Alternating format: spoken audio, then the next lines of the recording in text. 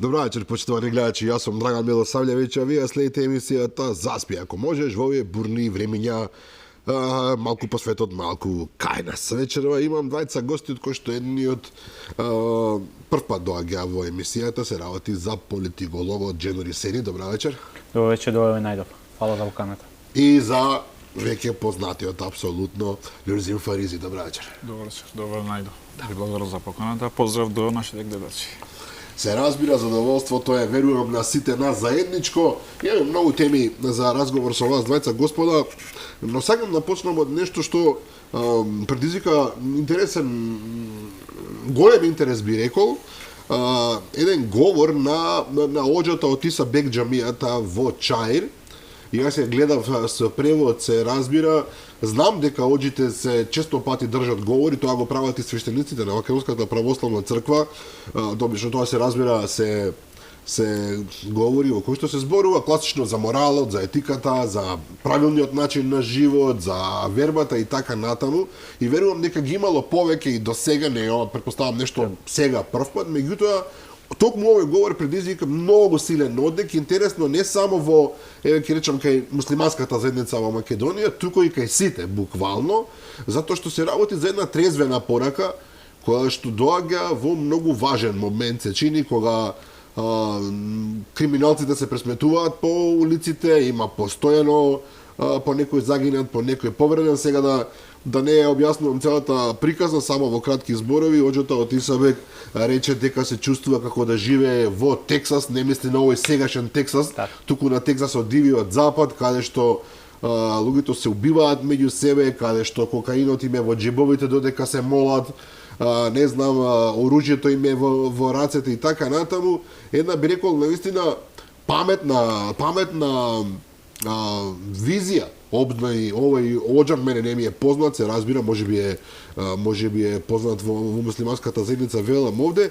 Меѓутоа, зошто токму сега Џенури Сени со таква енергија излезе ова приказна од оџата пред сите нас?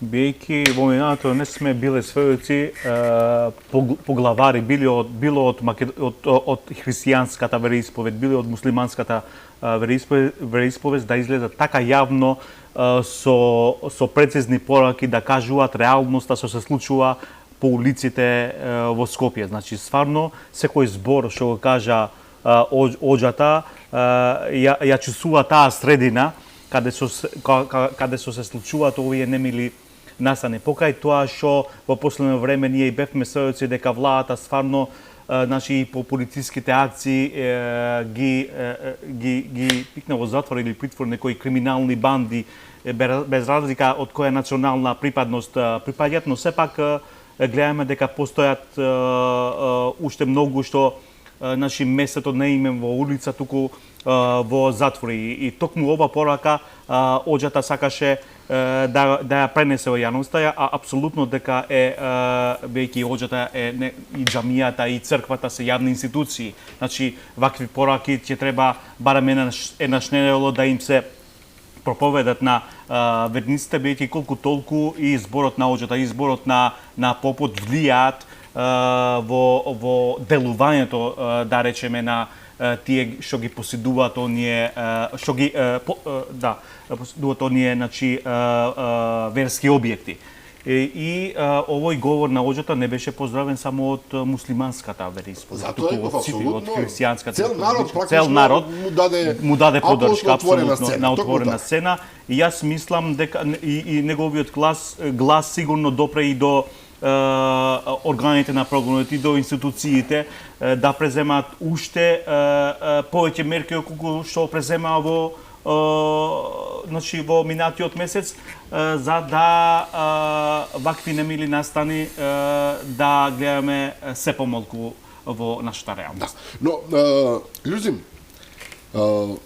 она што мене особено ми остави впечаток, зборуваше за лицемерието, за хипокризијата во основа овој свештеник, оџа се едно, затоа што вели, да, вие доаѓате на молитва, Значи се клањате така во џамија, тоа се прави, значи му пристапувате, му пракате порака на Бога дека сте со него, значи ги почитувате неговите работи спротивно. вредности, а се што правите е спротивно. Има престрелки, има дрога, има насилство, има се што не треба и што религијата го повикува како најпогрешно. Пред се ние сме мало место и се знаеме еден со друг, особено Оџата ги знае своите луѓе кои го посетуваат во џамијата. Особено можда само во петок не може да ги познава истите, веќе во петок е по тоа светиот ден муслимански и веќе се многу поголем број од тие редовно што идат во џамија се клањат. Јас во минатото сум познат на тоа дека секогаш ги кажувам дека во политиката има клиентелисти, но за прв пат можам да кажам дека има и верски клиентелисти кои идат само за лицемерие во џамијата и никако да научат од тоа, односно никогаш не можат да сватат зошто идат во џамија. Така што кога Оџата, односно свештеникот, било во муслиманството, или во католицизмот или во православието, но јас зборувам во конкретниот случај за муслиманство, кога ги гледаш, јас сум слушал и други оџи кога кажуваат дека предава, пример, најдобрите оџи предаваат модерен ислам, кои сите се повикуваат на мир, на развој, на образование, на развој на дигитализација, на социјален живот, на борба против криминалот, корупцијата, бидејќи и истите проблематики кои не обкружат нам, истите ги представуваат пред народот. Односно, им наложуваат како и верата ги гледа тие девијантни појави, како ние треба да бидеме многу покорисни за општеството. Така што има и од тие оџи што секогаш се повикуваат да бидеме многу подобри. Но има и такви критики, не само овој и другиот, но овој се охрабруваше, односно почна да биде вирално низ социјалните мрежи, бидејќи истите повикуваат како можеш ти да дојдеш 10-15 години кај мене, да ме слушаш, а никако да се опораваш, да се едуцираш или да бидеш на помет. Фактички религијата за тебе е само форма. Така Ти одиш таму за да те видат. Тоа беше голем гнев на него, бидејќи ако анализираме тие криминални структури делуваат на одредени општини, не дека криминал нема во државата, но тие убиства, престрелки, особено се случуваат во општината Чаир и во помалите општини кои веќе се познати и се проблематични за општеството. Ова порака нека биде на Оџата ние да се освестиме како граѓани, не само на муслиманскиот дел, но и за другите вери, односно и може и луѓето што се атеисти реално што не веруват, но секој си мора да има да почнува да се смени од себе си. Речи една многу свет збор, односно поговорка во Куран кажа ние може да се смениме, да го смениме општество, ако не може да го смени ако ние сами не се смениме. Така ние промените почнуваат кај нас. Нека биде една добра порака, а особено јас мислам дека на политички дел МВР, пошто го гледам последно време во сообраќајот има многу полицајци кои ги казват или ги едуцират возачите, тоа е многу добро и еден голем чекор на сегашната влада и ја повикам истата, тоа да го продолжи и борбата против криминалците и против тие што не ги пушат сообраќајните прописи да бидат остро казнети и да нема милост. Може да ме фати мене или жена или апсолутно, ригорозност кон сите и тоа е единствениот начин. Да видиме правната држава и законите да важат исти за сите граѓани. Па тоа е основата на едно демократско општество, сите имаме исти права, исти одговорности, колку што паметам од тоа што го учиме од Европската унија, која што баш сега и не се покажува многу доследна на своите принципи, но уште ова да кажам, бидејќи ми избега од мислата дека во минатото политиката била длабоко вмешана.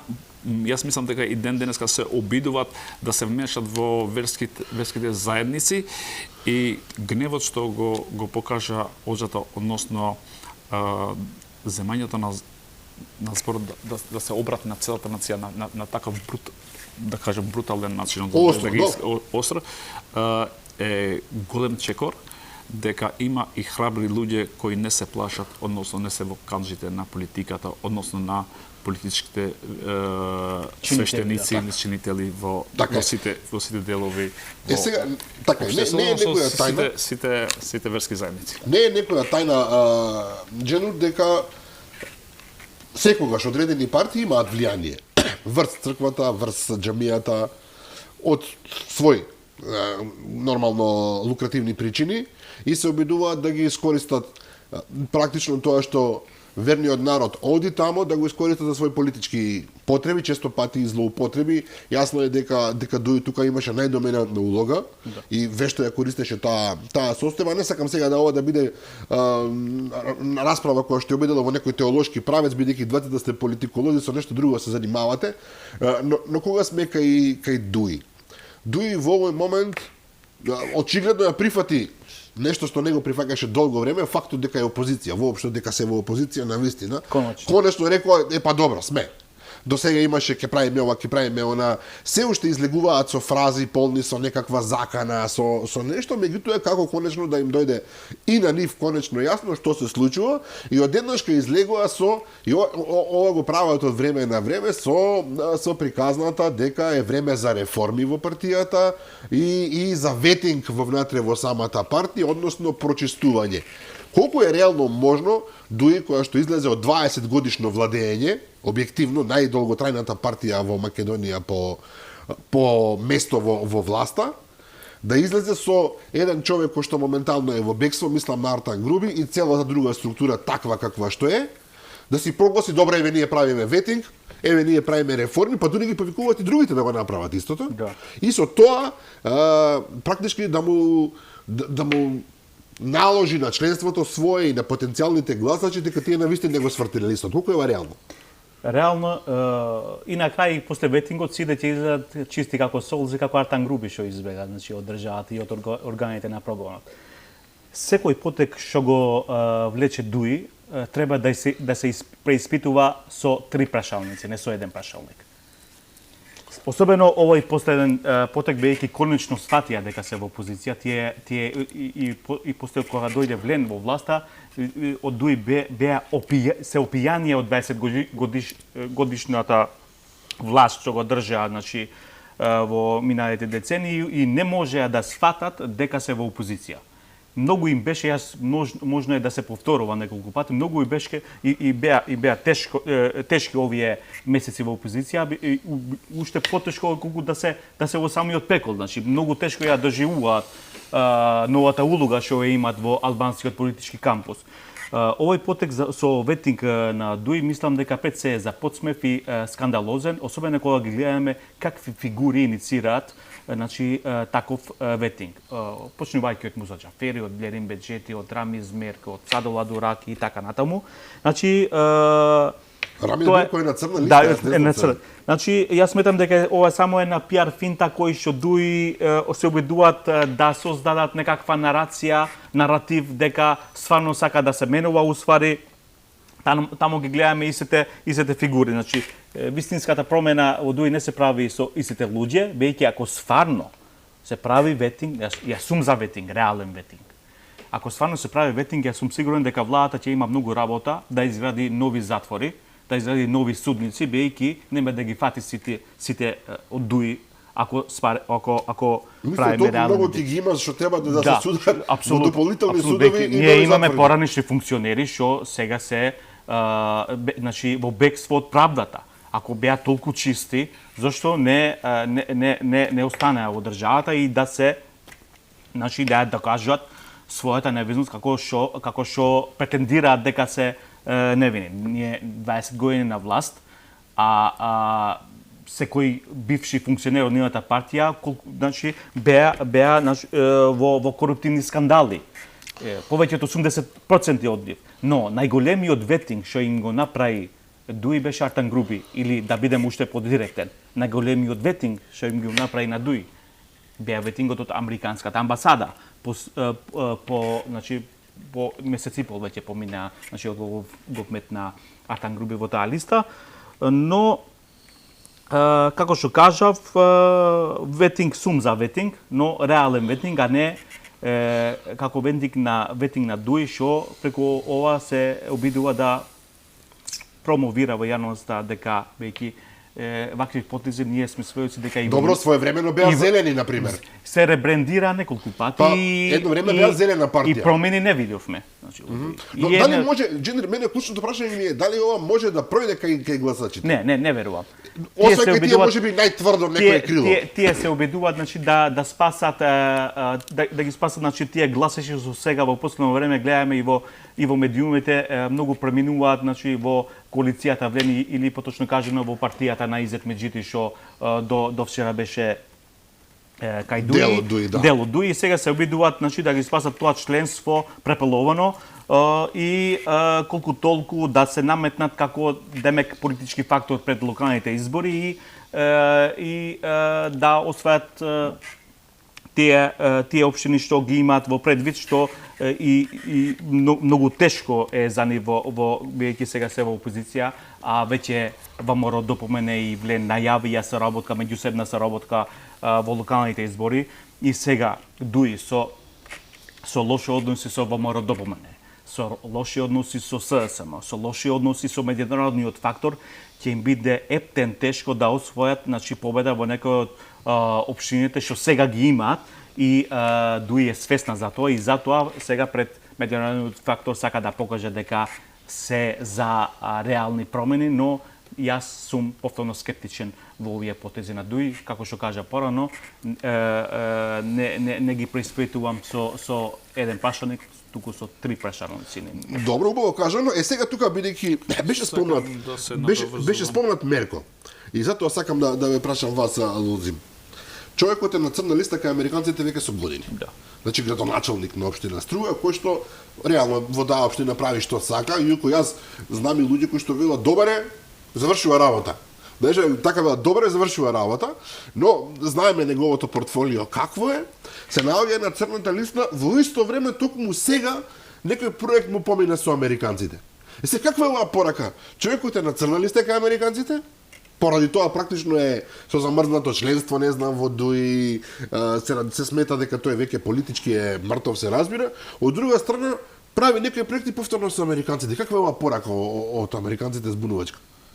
Да, реално ако го анализираме како физичко лице, тоа е збунувачки, но пред се сега не знам за кој проект точно, но предпоставувам дека иститот го има земено преку општината, нели? Да. Така што и предпоставувам не се знае од кои фондови го има земен, бидејќи и сега Стейт департментот на USAID примерно ги има скратено фондовите, така не се знае од кој, значи не сум во текст со тој проект, но сепак ако е така и ако продолжува Рамиз Мерко да земе проекти, сепак е лоша порака генерално, но јас мислам дека тоа го има направено како општина, така што не е добро за еден човек да се санкционира цела општина, сите граѓани што живеат во тој град, за еден човек кој буквално според американците е криминалец, ме разбираш, затоа тој на него според нивните сваќања тоа е тоа. Бидејќи на него го ставиле во црна листа дека тој е чист, туку него го имаат стајно, бидејќи човекот го има злоупотребен службената положба, има неколку кривични пријави, односно судски процеси против него за злоупотреба на службената положба, но треба да чекаме како. Но најважно е што предпоставувам дека истиот ќе го поминува ветингот во Дуи, предпоставувам дека Дуи ќе го поминува ветингот пред изборите и да се надеваме дека човекот ќе го поминува многу лесно, може да биде од првите што ќе го поминува. Сега Дуи кажува дека ќе прави ветинг во партијата, но се подразбира дека се илегално, пошто не е законски. Замисли да се на ветинг да се стават истите луѓе кои го злоупотребуваат службената положба. Да се надеваме дека не е председател на комисијата за ветинг како илустрација да не поминува тие така. Така што не сакав да се надоврзам малце и со Дженор, пошто спомнаше некои две работи. Првото за американската амбасада дека им прави првиот ветинг со Артан Груп и пример, тие не го признаа тоа, ако се сеќаваш, бидејќи тоа тие го почитува како одлука, но ако се седа добро, кажа дека е некоја грешка и дури че се жалиле, ги користеле сите постапки за да се жела за да на таа одлука на Стейт департментот. И второто што е најлошо, и целта на ветингот на ДУИ, зашто се прави буквално во ова време внатре во партијата, бидејќи ова не е ветинг, ова е политичка финта за да придобиват, односно да ги оцрнат другите политички партии, бидејќи гледа дека нагло, особено Изет Меджити, го атакува ДУИ и сите припадници на ДУИ, тие клиентелистите, да ни кажам, поминуваат во движењето на демократското движење на партијата на Изет Меджити. Знаете што, во ДУИ сега има моментално голем проблем внатре. ДУИ ги има соберено сите тие членови кои не им требат, реално што и не носат гласови, кои не се звучни во партијата или го имат злоупотребено, односно долго време и веќе ни граѓаните не ги сакат истите, односно гласачите. И сега што прават? Тој ги има собрано и ги има стајно пред врата. Како џубре. Поминуваат градската чисточа, не ги собира. И сега, пошто не им треба, значи градската чисточа не ги земе да ги стави во континер, сега што се случува? Поминува Изет Меджити, ги собирува сите, ги носи внатре у партијата, ги става во пиедесталот и на нам, на граѓаните, исто како што ДУИ им кажува дека се џубре, на нам не ги продава како бисери. Тој не е големиот проблем. Затоа тие го прават овој ветингот.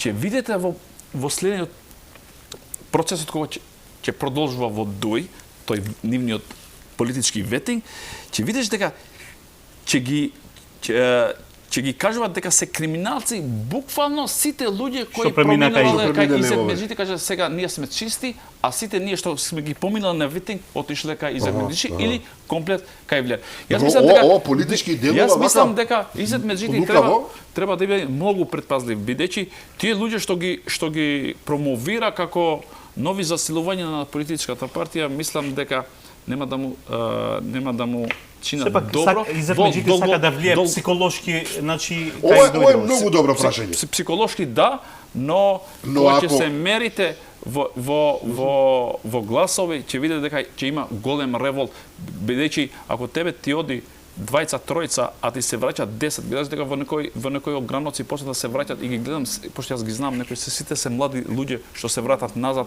и се прави некоја матна ситуација кој Изет Меджити многу треба да биде предпазлив. Ние знаеме дека кога ДУИ после изборите ќе ги изгуби сите општини, сите тие ќе тоа го очекувате дека на локалните избори ќе му се деси на ДУИ. Јас не се сомнувам во тоа, само што Изет Меджити не треба да брза пред изборите, бидејќи со една политичката коалиција што е влен или вреди со ВМРО ДПМН ако настапат и со знам, јас мислам дека ДУИ ќе оди во историја. И тие знаат точно дека ќе одат во историјата, затоа се обидуваат пред изборите за да може да се покажат кај народот дека веќе се реформирани, за да не може христијан па да им кажа па дојдете сега во влада бидејќи се чистевте. Но едно сакам да кажам околу ветингот. Го слушав Арбара Деми дава изјава и кажа ние сме го поснале ветингот, замислете професор на факултет. Кажа ние сакаме меѓу првите сме кои сакавме да го правиме ветингот и му дадавме на тогашното на специјалното обвинителство предлог да го поснува ветингот. Може замислиш тој на специјалното обвинителство му дал предлог. А тој бил тогаш во влада и тој не знае што почнува. Ветингот почнува со закон. Ти требаше да го поднесуваш закон во собранието, не на Катица Јанева да му кажеш на шефицата на специјалниот во еден момент тие воопшто нема чувство дека и воопшто треба да ги почитуваат правилата и законите, туку буквално од ракав се вадеа. Тој како професор не смее, по право не смее ова изјава да ја даде. Бидејќи се знае како почнуваат реформи. Реформите почнуваат кога, односно ветингот кога ќе се донесе закон, а законот не го носи специјалното обвинителство, законот ги носи собранието. Така што мојата порака е до вреди да бидат многу внимателни во смисла на тоа кого земат во партијата, бидејќи многу добро ова, лузим. Бидејќи јас сум го имам кажано и во почетокот кога се правеше, ако се сеќавате, кога се правеше владата, буквално во вашето студио, односно во за или против, го имам кажано дека вреди не прави првин проценка внатре во партијата колку луѓе има, колку има капацитет на луѓе кои се подготвени да се справат со институциите, туку многу се фокусира првим да ги земат институциите, па првим да ги барат. Потоа ќе ги бараме луѓето. И тој проблем го имат моментално, што не можат да најдат кадар за некои одредени позиции кои не можат да ги исполнуваат условите буквално луѓе. И сега почнува да ги бират од другите партии, тоа е ризично. Па тоа ми е зборот, тој е ризик. Тој ризик не ми е јасен. Еве и да Шенор да нека добие збор. И нешто друго, само и ова да го кажам, дека ДУИ секогаш е политичка партија која работи на илегала. И ова што сака да го прави ветингот, сака да го прави на илегала, никогаш нема да прифата да биде тоа во законските рамки, туку само во законските, само во партијата. Еве памтете ми го овој ова па најчиста работа да си го направиш во партија. Ако го предлагате закон во собранието, кога ќе почне да се чесат сите луѓе, а особено ако има и дополнителен закон за конфискација на имотот, тогаш ќе видиш дека ќе се откаже тоа. Од имот треба никој не сака да се откаже. Соравија. На пример, Соравија. Меѓутоа сега малку ме замисли, многу ме замисли ова што го збори Илјузин, секогаш има некои интересни и креативни објаснувања. Значи, ако Изет Меджити, како делот вреди, се обидува да најде луѓе, затоа што му недостасуваат за институциите, и логично е да бара таму од каде што знае, бидејќи тој долго време бил во ДУИ. Од друга страна, вие велите дека ги најде токму оние луѓе кои што ДУИ се обидува да ги исфрли, како вие употребивте прилично радикален термин, меѓутоа да ги исфрли како непотребни, тогаш таа од една страна е политички опортуно, че вие се обидувате да привлечете на своја страна луѓе сега, луѓе да. Се. Дај што ќе ми дадеш, не може вие само да барате доктори на науки и не знам и академици, сите луѓе одговараат, од друга страна ризикот е тие луѓе да влезат како дел од вашата власт и да направат работи кои што нема да бидат добри, особено ако биле луѓе кои што веќе се докажале како криминалци, како манипулатори и така натаму. Јас апсолутно се сложувам со Фарид кога вика дека Изет Меджити Фаризи. Извини. Дека треба многу внимателно да гледа кои луѓе придобива на неговата партија. Но ние знаеме дека за секоја партија секој глас е важен. И јас за тие луѓе што Изет Меджити сега се пробува да ги земе на ДУИ, не би им дал толку простор, медиумски. Туку да би ги земел, но нешто да ги постави за кулисно, инкогнито, ако е возможно, да. Неки тие се гласови. Така да освари некој добар пример и пред гласачкото тело што го има. Но Изет Меджити веќе ја доби првата битка со Али Ахмети. Зашто зборувам првата битка? Бидејќи кога беше таа групата кога Изет Меджити се отргне од ДУИ, таа огнената група како се викаше. Сега ако правиме некаква анализа и дали може да кажеме дека Али Ахмети го избра, сегаш тие проповеда дека се проамериканска партија, проевропски вредности и така натаму. Дали го избра антиамериканскиот дух во партијата, бејќи Али Ахмети тогаш требаше да бира меѓу Изет Меджити и Артан Груби. И Артан Груби сега е ставен на црната листа и јас сегаш го поставувам тоа прашање. Али Ахмети го избра Артан Груби и практично го избирка Изет Меджити. И дали во ДУИ, тој избра антиамерикански дух. Зошто тоа се случи? Тоа не ми е јасно, никогаш не го сватив. Зошто на Артан Груби му се даде толкава, не само власт и моќ, му се даде буквално да биде поголем папа од папата викаат. Пред Али Ахмети да застане. Тој во ова 30 годишна историја на Македонија како држава, тој е единствениот албански политичар што имаше неверојатна моќ или преголема моќ. Таква моќ немаше ни техничкиот премиер, првиот албанец што го промовира Талат Џафери. Артан Груби имаше, да не кажам, и многу поголема моќ и од Ковачевски.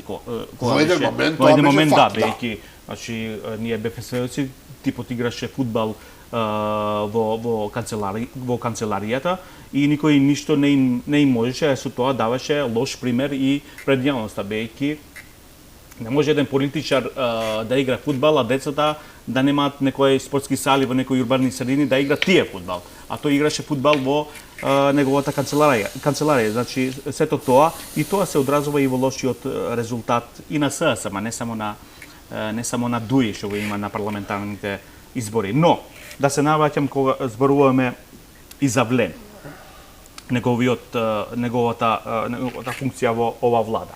Јас сегаш не правам разлика меѓу владата ССМ ДУИ и ВМРО Влен. Тука разликата ја правам. Кога на владата беа ВМРО ДУИ со Груевски тогаш и ВМРО Влен. Бејќи треба да гледаме и значи бејќи моќта е во бројките. Тогаш ССМ имаше 44 пратеници, зависи се од ДУИ дали ќе останеше на власт или во опозиција. Сега ВМРО има многу политичка моќ и со тоа значи се променеа и политиките карши другиот коалиционен партнер во овој случај Влен. Но мислам дека Влен сепак е многу коректен партнер во владата, веќе нивното примарно ветување дека ќе донесат кадри што нема да бидат вмешани во коруптивни скандали. И ние во овие 8 месеци гледаме дека Влен докажува дека може да има политика без вмешање во корупцијски скандали. Овие 8 месеци ниту еден функционер, не само од Влен, туку од целата влада не видовме во јавноста дека е вмешан во некој скандал. За сега не. И дај Боже да до крајот на овој мандат да биде така и да покажат на дело дека општественото добро за политичарот е пред се, па после некои други интереси партиски така на ние се навикнавме да биде обратло. Влен е антипод на ДУИ, бејќи ДУИ држеше монопол 20 години. Да се добијат 107.000 гласови прв пат во историјата на албанската опозиција е дека стварно опозицијскиот гласач албанец беше како да кажам на колапс и воопшто не веруваше веќе на ДУИ и сега очекувањата се многу повеќе отколку што реално можат.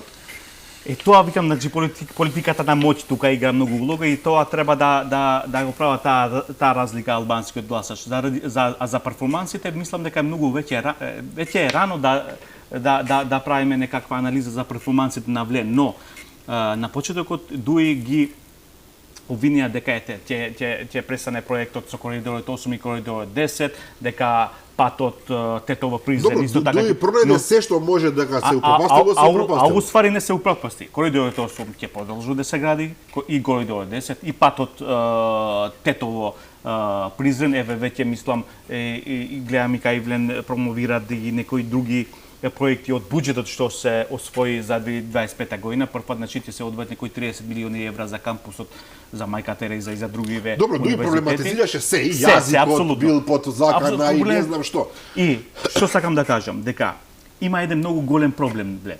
Влен, најголемиот проблем за мене на Влен е дека пред себе има една некредибилна опозиција. Кога гледаш кој те обвинува, уствари сваќаш дека Влен сепак е нешто, значи колку толку право. Значи кога гледаме како да те критикува Блерин Беџети или те критикува Муса Џафери, каде со јавно ние бевме сведоци на тие прислушувања како прават. Муса Џафери не излегува. Без разлика. Нема капацитет до толку тој. Но црните петла се познати, тоа е зборот. И значи на Влен му треба стварно реформирана ДУИ, силна опозиција што и на Влен му дава некако комодитет сега во власта бејќи што е погрешно целосно. Погрешно, апсолутно. Истото му се случува на ВМРО со СДСМ, СДСМ моментално е пришло на ситни. Исто му случува и на Влен. И ова е опасно. Ова се согласувам. Меѓутоа, еве го Таравари повторно најавува дека сакам да се надоврзам, знам што ќе прашуваш, претпоставувам дека ќе се надоврзам. Ајде повели. Само да се надоврзам со Дженор. Дженор добро кажува дека бројките се големи на ВМРО ДПМН и бројките ги диктират коалицијата и политика. Да, се согласувам со тебе, но јас мислам дека коалицијата и владата, освен бројките, го диктира и меѓусебната доверба. Добро, иако едните и другите велат довербата не е на високо ниво. Треба да бидат многу внимателни, особено кога дават изјави, бидејќи тие како да паѓат во таа замката што го прави ДУИ. Замислете, ДУИ ги обвинува за етнички прашања, поврзано со јазикот, со балансерот, со бадентерот, дека немат легитимитет. Ова последно го заборале легитимитет, веќе не го спомнам, бидејќи американците не им го признават истото, веќе се утепува од праќање на писма до тие европски и американски центри. Така но овиот влијан како само да се бламират. Никој не ги прашува за рокови, пример за албанскиот јазик. Дават рокови, една недела, 2 недели, третата недела. За европските интеграции 6 месеци, 3 месеци, 2 месеци. Уставни измени, една недела, 2 недели. Ахмети 22 години никогаш не дал рок. Секогаш каже ќе се обидувам. Ќе се обидувам, никогаш не дал рокови. Но тоа е политичко искуство, тоа е мудро. Овие, еве, Изет Меджити, минатата недела, кажуваат дека ќе донесат закон за застапување на албанците во државните институции. За правична застапеност. За правична застапеност, така е, да. Кажуваат дека у среда, мислам дека го има даден изјави вторник, кажуваат четврток, петок е постената рок.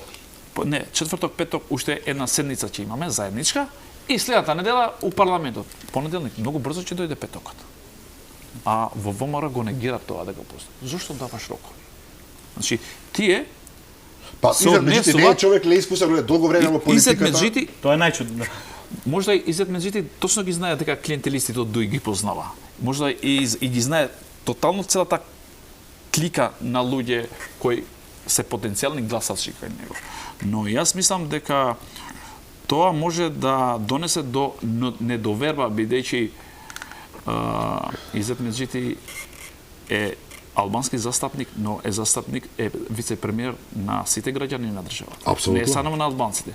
И тие паушални изјави негови и на Армен Таравари и на другите политички партии, но особено овие двајцата се погласни, очигледно сакаат да се прават по патриоти од Али Ахмети или не знам што сакаат да со таа политика, но сепак Или да се наметнат како лидер на влен Лидер во целокупната, да, но јас мислам дека тоа им влија негативно во довербата со партнерот во владонство, со ВМРО-ДПМН, па и со СНАП, и така ги иритираш и твоите гласачи. По-добро е каже да ќе се обидуваме, односно во иднина ќе преговараме за истото, или ти кажува дека се во преговори се при крај, па ВМРО-ДПМН да излегува да те демантира. Јас мислам дека вреди повеќе треба да се сконцентрираат внатре во коалицијата, да имат еден заеднички став и пред да изјават за такви чувствителни прашања во општеството,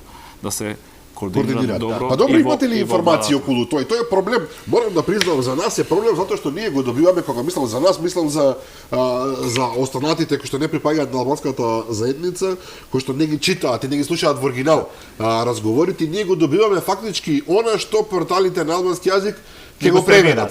Ете така, ако не го преведат, нас не останува како зависи од кого го земаш, дали од опозиционерски. Тоа е дополнително. Да, бидејќи реално вреди освен едно порталче, јас мислам дека нема повеќе од нивната страна, се уште има дуи капацитет. Монопол има да држи финансите. Да, ето тоа е многу важно. Но сакам да кажам, ние ја немаме баш она сршта, суштината на работите и не сме на чисто точно што е позадината. Вие го имате Касами, кој што е градоначалник на Тетово, си победи човекот, сигурно сака да победи и повторно, меѓутоа неговите пораки често пати се многу порадикални од пораките на останатите, и тој упорно инсистира ке менува и улици, што ги иритира македонците објективно, ке менува ова, ке менува она, ке прави вака или онака, па потоа Таравари се наоѓа во позиција да го коригира. Па добро, па се мислеше, па не мислеше. Токму од визави во што го зборувате вие, зарем претходно не се собираат овие луѓе и не договараат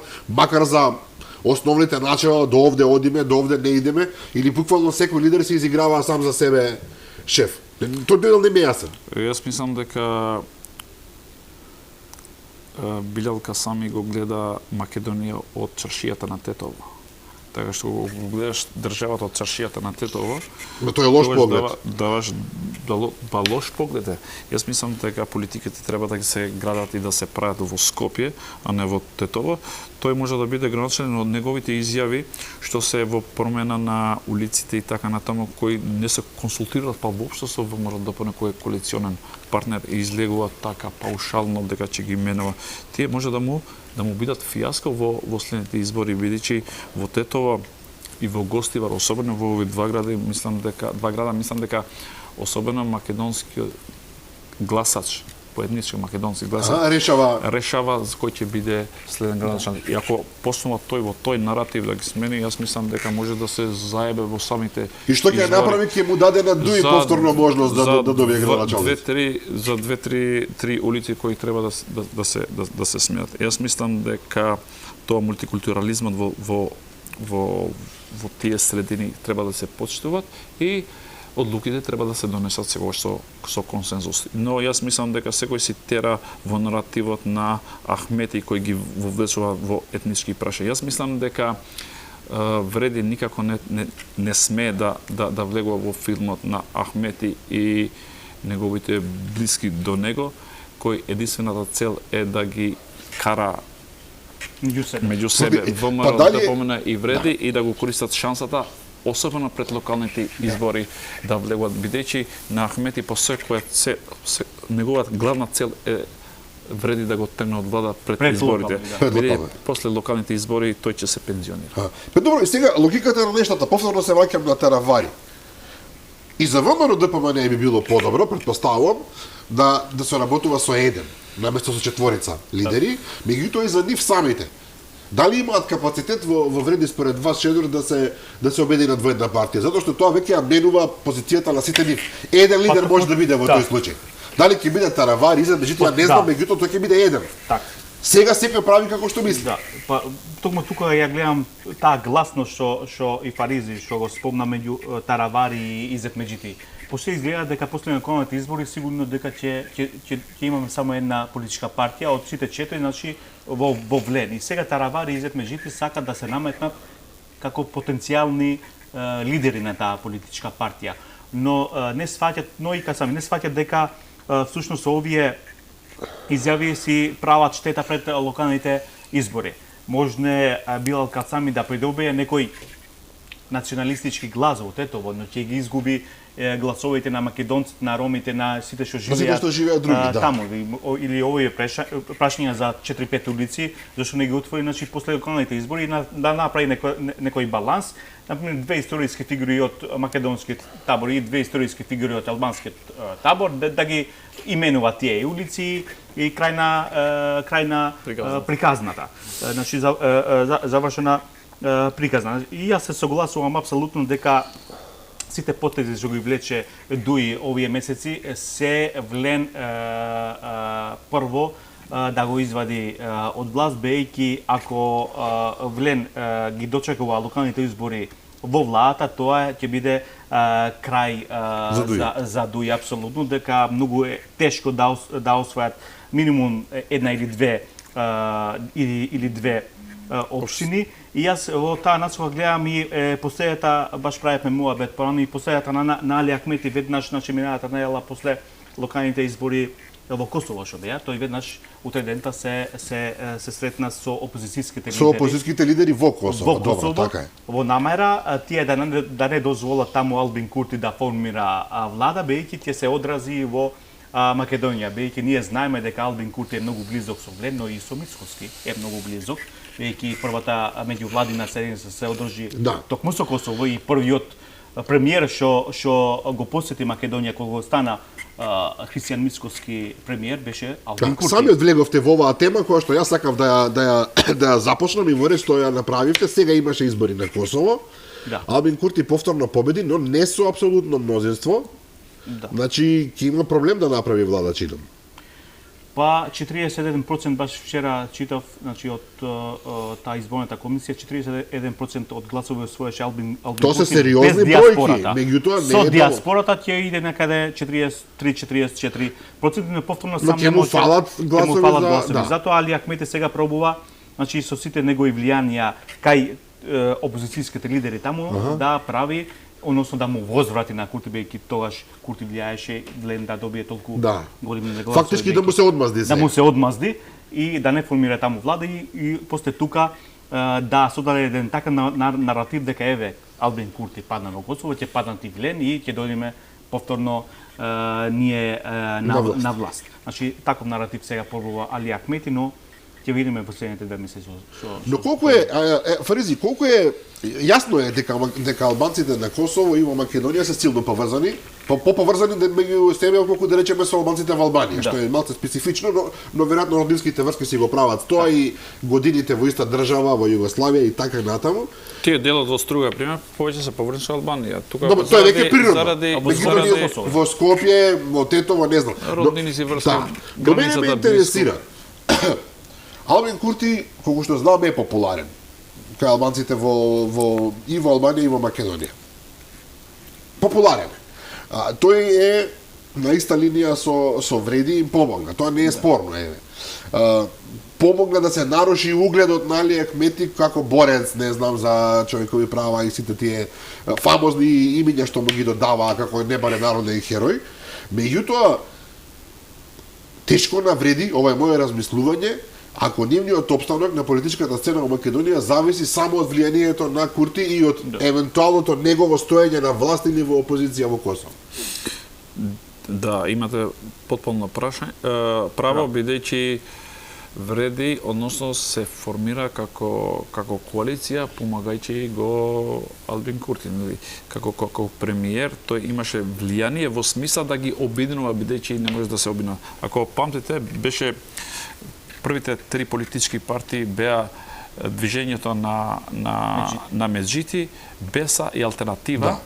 И клучниот играч што го зема после тоа беше Арбан Таравари што се приклучи и така добија на избори 14 пратеници, му се доближа на Дуи според бројот на пратениците. И да не беше Албин Курти, односно и притисокот внатре од страна на самите граѓани, немаше да се случува тоа.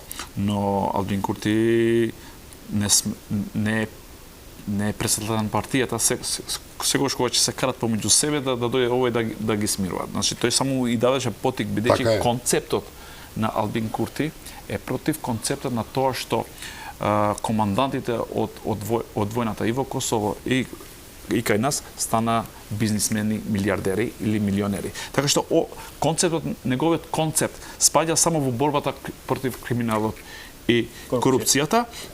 И затоа ние треба да бидеме задоволни сите дека тој концепт е вметнат и вовледен, дека нема луѓе кои сакат да го злоупотребат. Секогаш има некој како концепт и пред се тука кај нас не може проба, нели, после изборите да вметнуваат луѓе кои биле осудени за криминални дејства и сака да ги прави директори, заменик директори, и тоа почнал алармот во државата и мислам дека добро што ВМРО ДПН ги пресече и стави голема контрола, можда луѓе што не се многу способни да го водат, но криминалци никако да нема во тие. Па ако треба да бираш меѓу некој што е просечен и некој што е криминалец, секогаш ќе го бираме просечниот, да не се лажеме. Така што јас мислам дека Вреди треба, но сакам да се наврзам на нешто друго. Во овие избори ќе бидат многу Дуи точно знае и се надева само на едно. Не само на ветинг внатре, но се надева на нешто друго, дека овие пред изборите ќе почнуваат да се препукуваат помеѓу себе.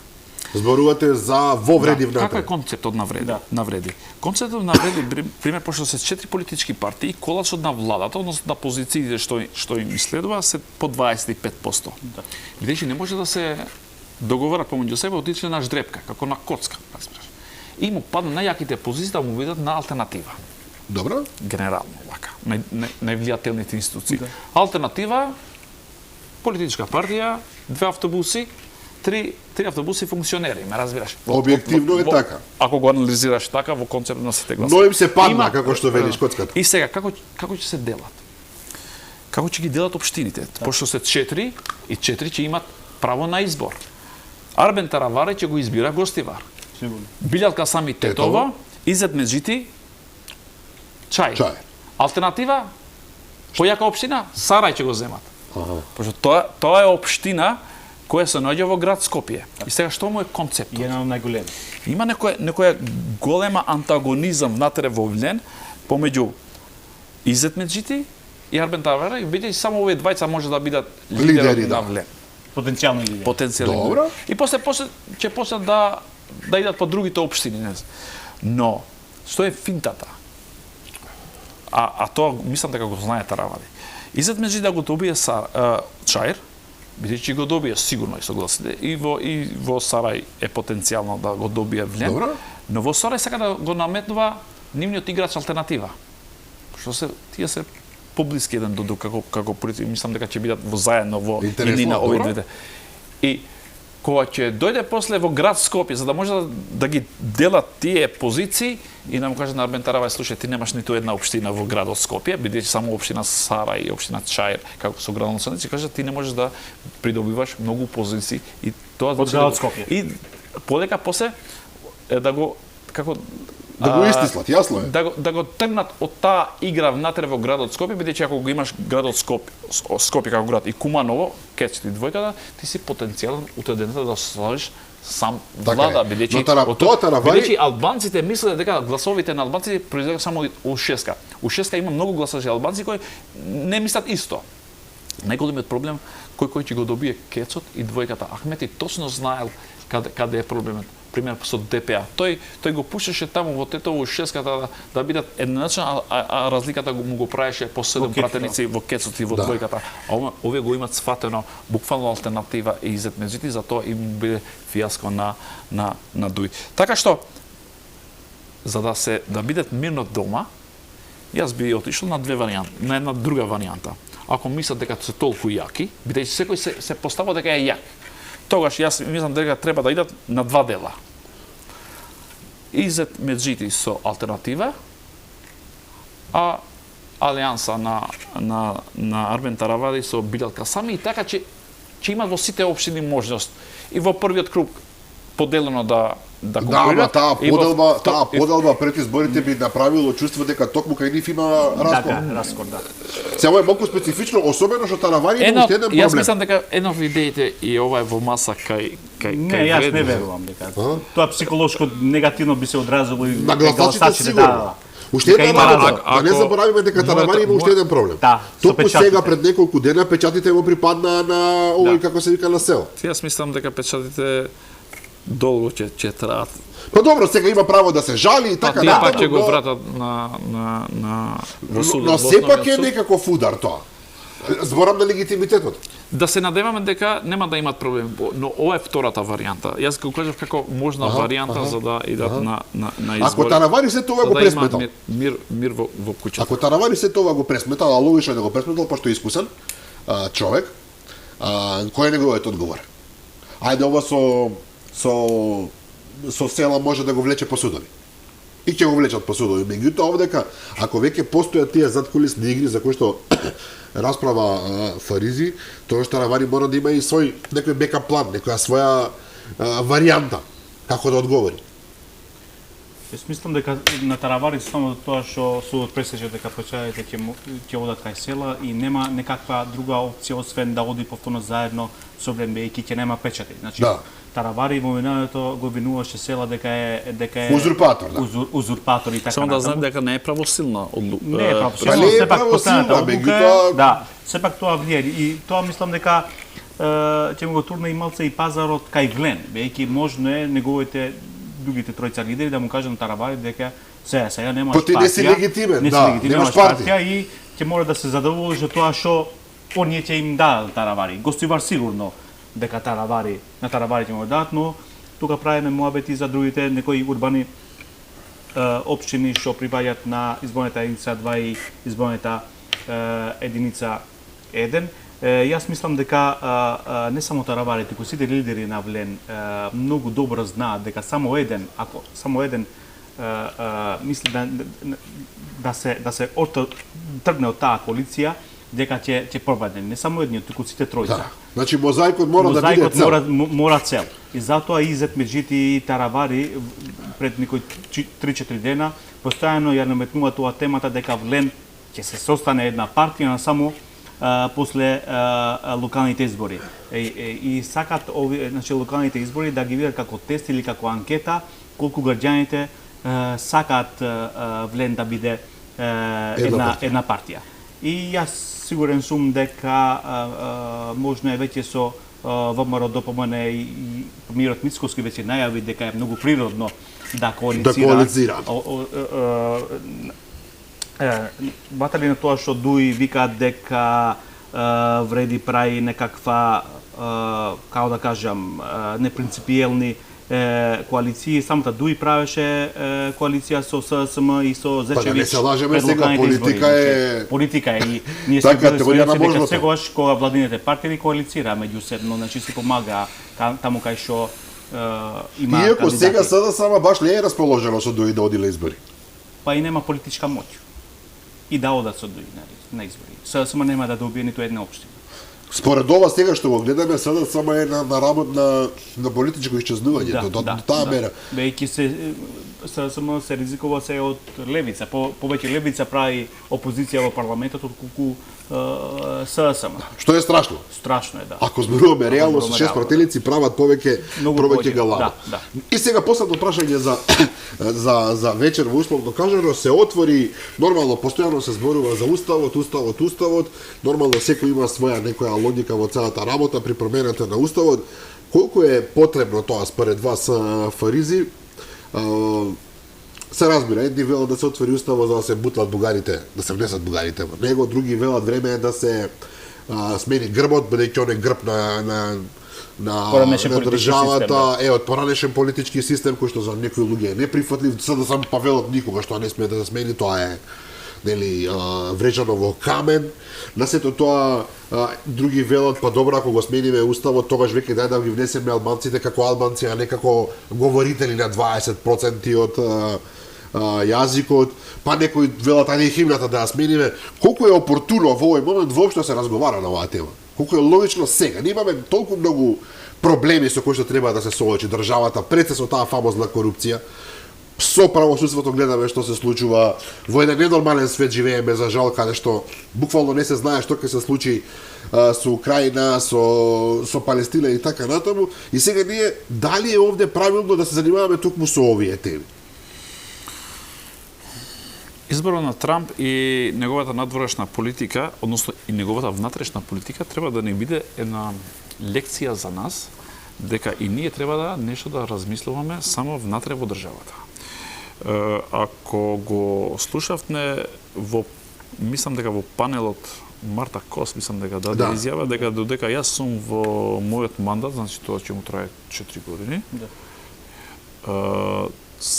Се надевам, барем 2 држави да ги ставим во Европска унија, и тоа било Албанија и Црна Гора. Дека ние во следните 4 години не можеме да бидеме дел во Европска унија. Така што не зборил Драган, ни Люлзим, ни Дженур, зборил првиот човек на Европската комисија, односно членот на Европска унија. Така што јас мислам дека ние треба да се фокусираме внатре во политиката, се со цел ние да ги правиме тие многу потребните реформи внатре во државата, особено борбата против криминалот и корупција, и јас мислам дека неопходно е да се фокусираме во правосудниот систем, односно да донесеме закони, да ги остриме казните за злоупотреба на службена положба, да почнува ветингот, односно да не кажеме реизборот на, пошто јас сега сум за реизбор на тие суди и обвинители, бидејќи не може борбата против криминалот и корупција да се прави пример ако го смени само првиот човек на обвинителството, односно главниот јавен обвинител. Јас мислам дека треба после и реформи внатре да се направат, да се прочистат криминалот внатре во јавното обвинителство и во судовите, за да после правдата да важи за сите граѓани и да се фокусираме пред се со внатрешните проблеми што ги имаме во образованието, во инфраструктурата, во животната средина, во здравството и така натаму што 20 кусур години ние тапкаме на место, а особено во последните 7-8 месеци се уништено. Јас значи сум службеник во државата како трудов инспектор Јас идам често на инспекцијски надзори, че што имат направено со буџетот на државата, тоа е нелогично, не би го направил никој таква злоупотреба на пари кои се на сите граѓани на државата. Велат окупатор не би го направил, тоа не е свој човек. Значи, тоа што имат направено, дури јас се чудам како може човекот до толку да забегал да може да го пропасти буџетот, пробавањето на буџетот, во смисла само луѓе блиску до директорот, до министрите, така натаму, што имат земно енормно многу пари од тоа што реално им следува, да не кажам 2 пати, 3 пати од реалната плата што треба да. Така што јас мислам дека ние тука треба да се фокусираме пред се да ги вратиме институциите на нормален пат, да се бориме против тоа злоупотреба на буџетот и да има пари за сите. И криминалците, луѓето што го злоупотребиле службената положба, кои се збогателе енормно на тие да им се конфискува. Да се конфискува. Имотот, тоа е многу поважно. И државата да биде стабилна и да се надеваме дека да имаме многу подобар живот и соживот помеѓу нас. Џедур, накратко повели, па да завршуваме. Апсолутно дека се сложувам со мојот колега, но за разлика од минатото кога јас гледам овој 8 месеци владата како да ја научила лекцијата од минатото кога имавме спектакли по телевизија, како се апсеа луѓе, значи од политички акции, граѓаните не сакаат да гледаат спектакл на телевизија, сакаат да ја чувствуваат промената. Значи толку голема поддршка што ја доби ова влада, значи зборувам и за гласовите на ВМРО и за ВЛН комплетно, докажува дека граѓаните беа многу разочарени од минатото и затоа многу повеќе ја гласаа владата и практично граѓаните очекуваат трансформација на целото општество, што сепак не е невозможно според мене, бејќи има многу проблеми што ги наследеа од минатото, не само со инфлацијата, со кои со многу други проблеми. Јас сум за тие етнички теми една за сегаш, значи да ги снема од тоа наша политичка агора каде што живееме и сум повеќе наклонет да имаме сите економска благосостојба, така и кога ќе имаме економска благосостојба, луѓето веќе значи не мислат и на етнички теми што кај нас се докажа дека повеќе прават раздор колку унификација, обединување меѓу народите. Мислам дека владата треба да го има ова предвид. Апсолутно се сложувам и со премиерот кога вика дека бара некакви гаранции пред да се отвори уставот, без месеци дека Европската унија покај сите компромиси што ги направи државата и со помена на името и со договорот со Бугарија, повторно беше условувана од соседите и премиерот сака да ги надмине овие несакани потези што сите ги знаеме од минатото, да добие гаранција, па после да се продолжи тој европски пат што повторно не кажува јавно дека тука ќе застанеме туку владата како главен приоритет стратешки име интеграција на Европската унија, но не под бугарски диктат, туку да биде под, ајде да речеме, македонски диктат. Така е. Џедур и Сени, Јозеф Фарици, благодарам за вечерашното гостување. Благодарам и за поканата. Почитувани гледачи, тоа беше се за вечера, морам да ви признам многу интересни анализи и понудија двајцата гости. Се надевам дека уживавте. Утре во 15 часот се разбира репризното издание на оваа емисија. А јас ви закажувам нова седма со мене и со нови гости утре вечер во 22:30. До тогаш, пријатно.